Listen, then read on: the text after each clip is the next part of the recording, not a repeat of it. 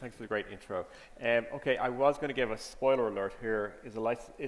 Our license is a substitute for marketing in the kids category, and no, they're not. So I was also going to say, everybody can go now, but please don't, because there's not enough of you here. I don't want to be talking to myself. So StoryToys, we started out, really our first kids apps in 2010. Maybe some of you are familiar with what we've done. The apps are interactive pop-up books, and great IP for kids based on public domain IP. And that was actually our first kids title. It's still a great product for us. And it launched in the iPad's first Christmas, and it was also featured by Apple over the iPad's first Christmas. So it was really a fantastic success. The other thing is the App Store, if you searched for Rapunzel, which was the apple that was based on, you'd get a screen that looked like this in the App Store. So, everybody's looking for Grimm's titles, and we were the only one in town. Of course, it seemed very, very easy. So if you search for Rapunzel, just a few months later, this is what it looked like. So, the issue with public domain IP is that it's in the public domain. So it's a great brand, it's a free brand, but it is everybody's brand. And it was great to get our business off the ground, but we really had to figure out some things. We felt that public domain IP could ultimately destroy us. So we had to ask ourselves a few questions. Should we license in or develop original IP? And, if we were going to license in, would we go literary, cinematic, or TV-based IP? And would we go with contemporary or heritage? So really, we kind of did both on license and develop original IP. We did both literary and television, and we did both contemporary or heritage, which means we're either really good at A/B testing or we're very indecisive. Why didn't we do cinema? I think this is an important thing that people need to know about working with licensed products. This is a graph, and this will be your best friend if you're looking at licensing title. It's from Google Trends. This is cinematic IP, one of the IPs we actually looked at, and this is the interest over time. You'll see that Google Trends started in 2004, so it's showing the interest in Shrek 2, the theatrical release and the DVD release, and there's Shrek 3, and there's Shrek 3 DVD, and there's Shrek Final. And really, if you are publishing in the App Store, you'll recognize these sort of trends. There's a long tail, but it's quite a narrow tail, and the interest in the IP trails off over time.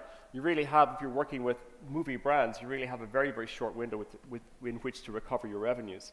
Instead, it's from Google Trends. Google Trends is a really great resource for researching IP. So really what we wanted to see was something that looked like this. This is a television IP. TV has persistence. It is multi-season, it is multi-episode.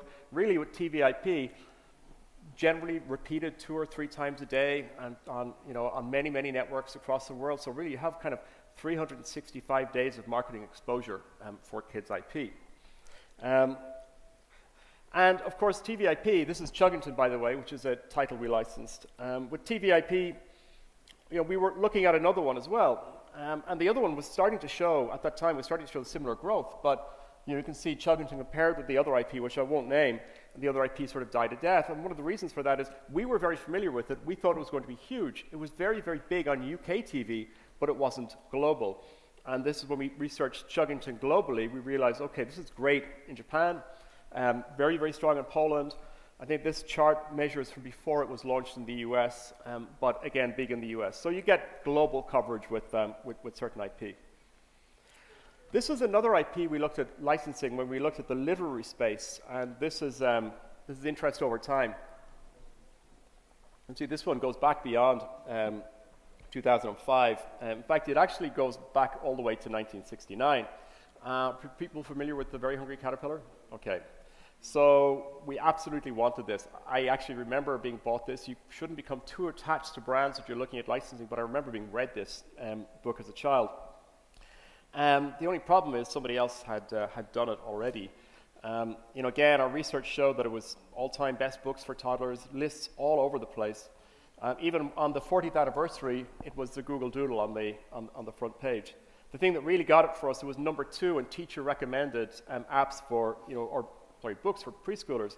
But as I said, somebody had already done it. So licensing is a long game, and in 2013, I spoke at Casual Connect Europe, and this is what I said. Now I'm going to show you some of the not so good. Who's not had the experience of the very hungry caterpillar? People know the book? A couple of people know the book. Okay, let's have a look at that. Sorry, I'm back into landscape mode now. So this is the app that was released by the previous licensor. This app is a disgrace. When you think about the Very Hungry Caterpillar, firstly, it's a book that is designed for 2-year-olds. It's designed to teach us very, very simple things. I could have built this in PowerPoint. First thing the child does, a 2-year-old, they can't read, tap on the apple. What happens? Tap on the apple again. Nothing happens. Tap on the apple. So the parent comes along and says, okay, you've got to start. Anyhow, enough of that. So, that was sort of laying the groundwork to capture the IP of the Very Hungry Caterpillar. And shortly after that presentation, we received a call from the licensor to say, hey, we're looking at renewing our license in the Very Hungry Caterpillar. Will you guys be interested in having a look? And of course, we jumped at the opportunity. We worked with them. We signed a contract in December 2013. We actually had to get an app on the store for the 45th anniversary, which was the 20th of March 2014, Very Hungry Caterpillar Day. We couldn't have the book rights. The book rights were owned by Puffin. And there were very, very strict rules about what we could and couldn't do, particularly with the assets. So if you see here, this is a sample of the kind of work that we received. We could only have the caterpillar pointing a certain direction. We could only have the caterpillar appearing on white. And, I kind of started to think that the other licensor had made a pretty good app at the end of that. But let me show you what we did make. And there's a story to this in terms of, pull this up. So we made one of our traditional pop-up books. And you can see it has pages a little bit like our Rapunzel app. The caterpillar can move along. It's not using the story. Got no audio here. So the caterpillar will jump. And there's about 8 scenes, and these scenes reinforce learning for children, but still very, very much in keeping with the original art. And if we had audio, why we've lost the audio, but if we had audio, you'd hear that the caterpillar finally munches, which it didn't in the first one. So back to my slides. We really didn't want to make this app, but this was the first app we could make. This was a trust-building exercise with our licensor. Really we needed to think about how we would translate the app. We wanted to make an app that was about the caterpillar being your friend, about the caterpillar in 3D, and really bring that caterpillar to life. And we said, that wasn't really going to be possible under the constraints that we had, or was it? Because what we noticed was, of course, there was a whole range of plush toys available for the caterpillar. And this was suddenly a 3D transformation of the caterpillar into a physical environment. So we decided to make an interactive plush toy, and the brand licensor was very, very much in favor of this, and I can show you a quick demo of this one as well. I've got a new caterpillar here. Just open up caterpillar, and there he is. So we have a full interactive environment within which the caterpillar can work. We have to feed the caterpillar, and we've got seeds to plant and play with the caterpillar. When we started out working with the Eric Carle team, this would not have been a possibility. We had to build their trust through the first application, following the very strict guidelines, show them that we were capable of working with their IP, and they were capable of translating the IP in a form that would be acceptable to Eric Carle himself, who still is alive and well and living in Florida. So we were delighted we were allowed to do this, and I think that kind of underscores one of the key points about how do you work with a licensor. And really the first point on working with the licensor is patience. Patience in terms of trying to do a deal with them, patience in terms of trying to get over the line with the contract. The second point is actually also patience, because it can be a long, difficult process working with the licensor. Either it's a competitive pitch, or you're trying to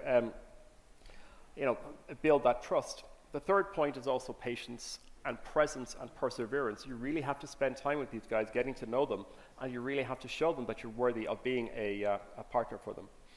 There are issues like review times, there are approvals, and there are, of course, the great ideas that the licensor will have themselves that might add 12 months to your development timeline the day before you're due to submit to Apple. And one of the key things is good project management and expectation setting with the licensor. The other thing about licensing, and I'm happy to talk to anybody about this, is we all like to work with licensed brands, and getting the right terms are very, very important. What's your minimum guarantee? What sort of revenue share will you work with? Can you recoup some of your development costs as you go? What are the channels, territories, and platforms you can work on? The things to watch out for are tiered and scaling agreements can get very, very difficult from a royalty reporting perspective. The other thing to watch out for, and I'll actually cast my mind back to my Namco days, working with licensors, is are you licensing what you think you're licensing? When I joined Namco, I inherited the rights to the X Factor, the game rights to the X Factor. We built a wonderful game, and then it was noticed that we actually hadn't licensed the rights for the soundtrack or any of the judge likenesses. So we basically just had the name the X Factor and had to build something around that. So you need to make sure that every piece of that brand you want to represent in your, interactive product is fully licensed.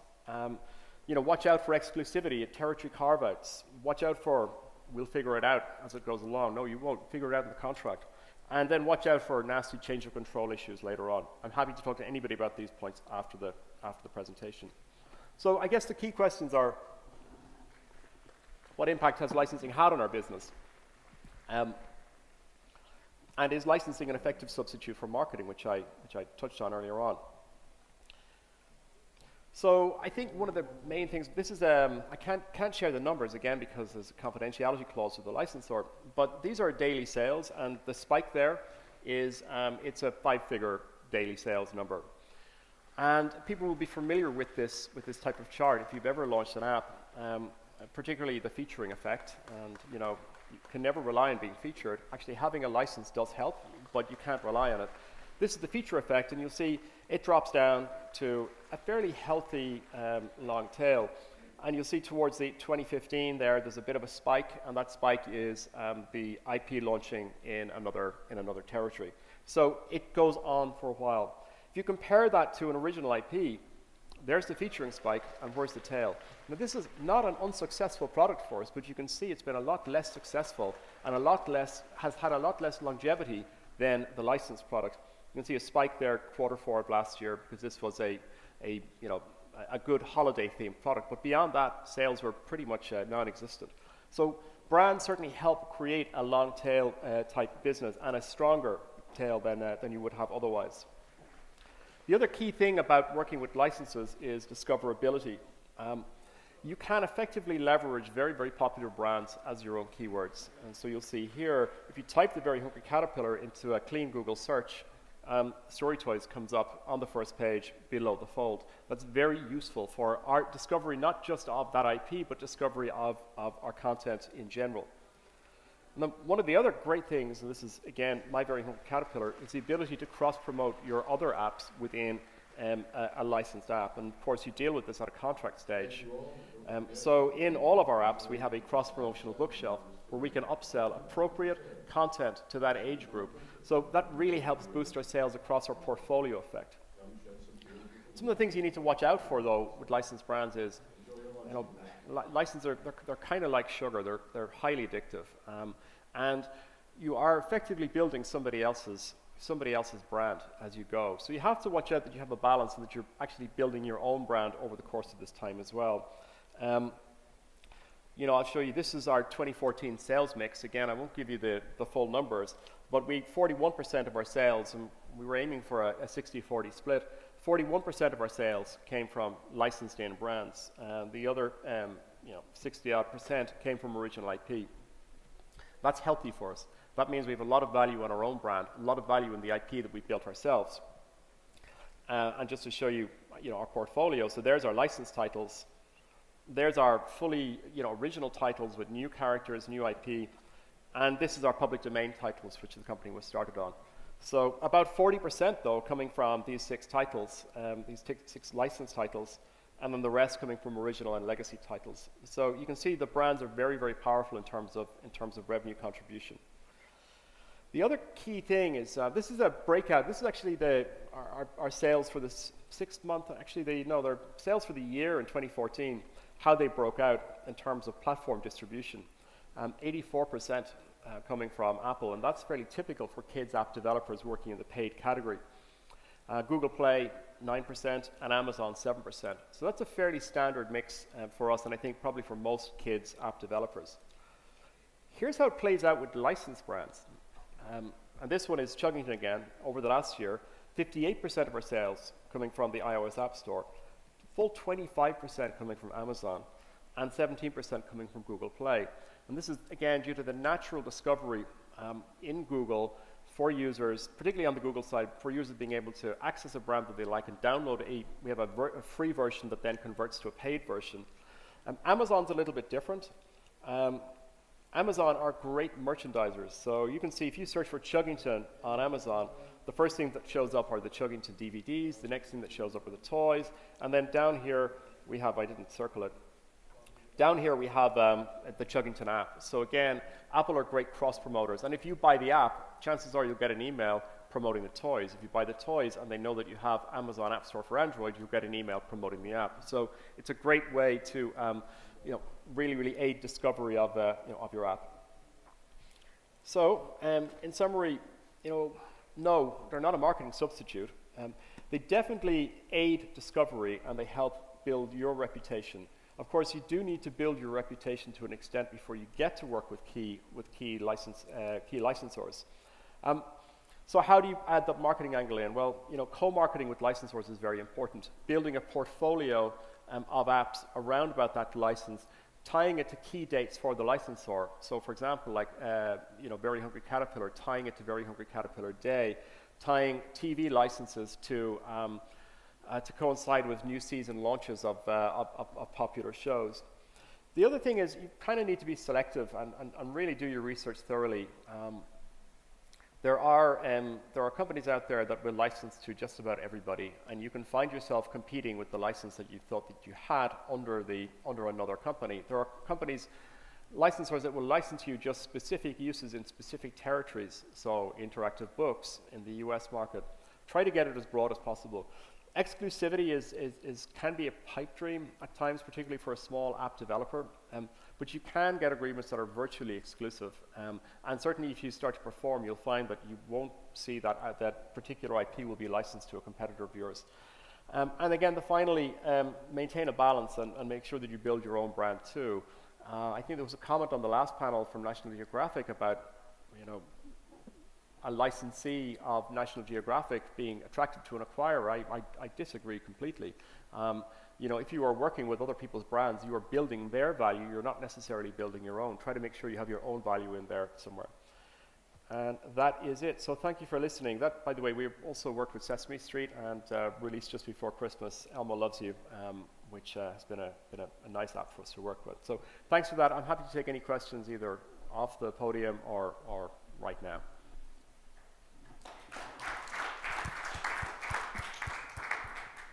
Well, thanks so much, Barry. And there is already a question.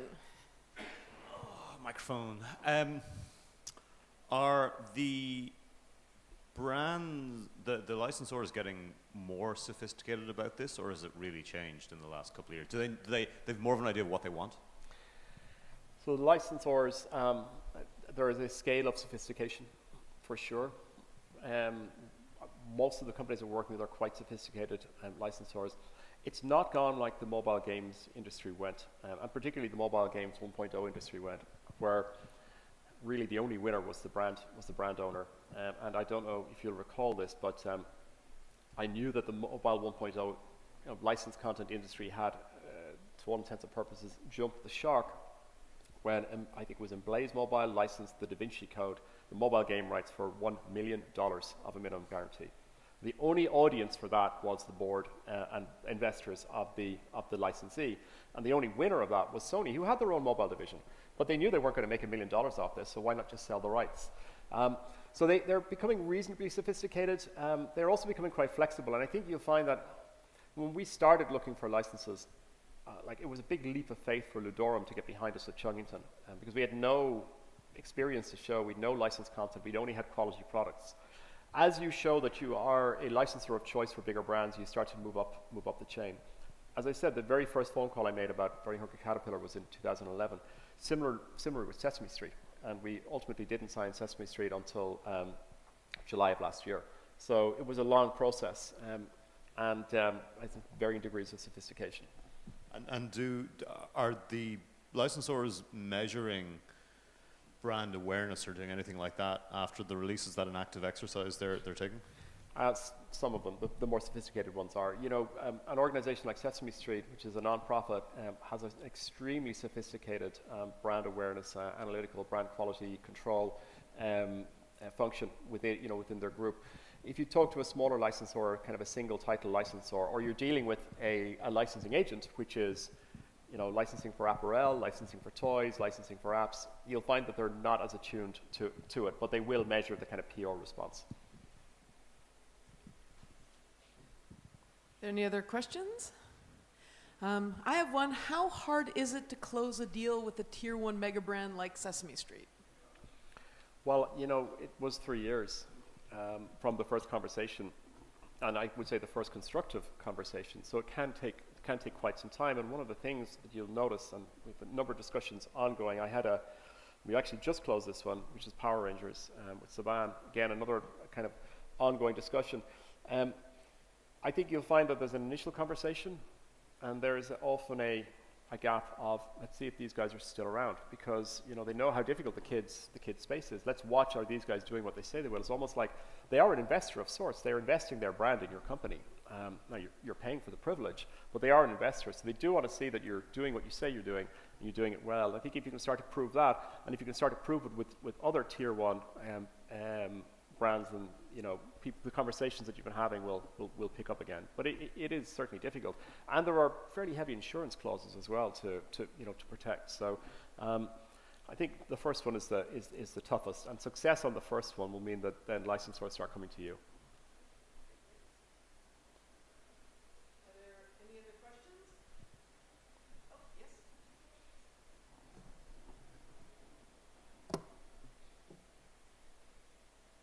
Well, how hard is it to stay true to your own brand when working for, those giant companies?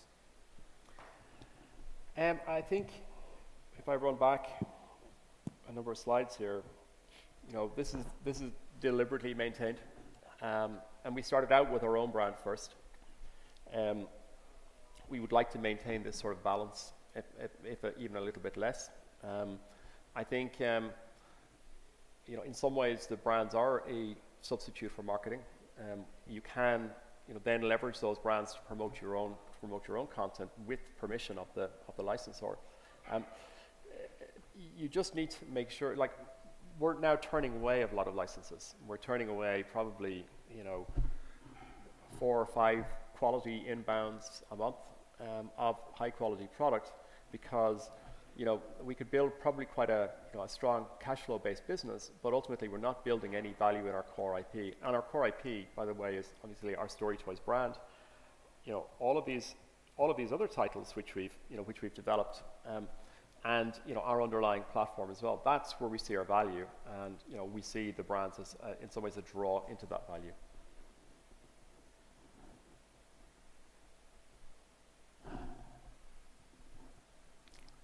Are there any other questions? Well, if not, then I'd like to thank Barry O'Neill of StoryToys. Thank you. Thanks.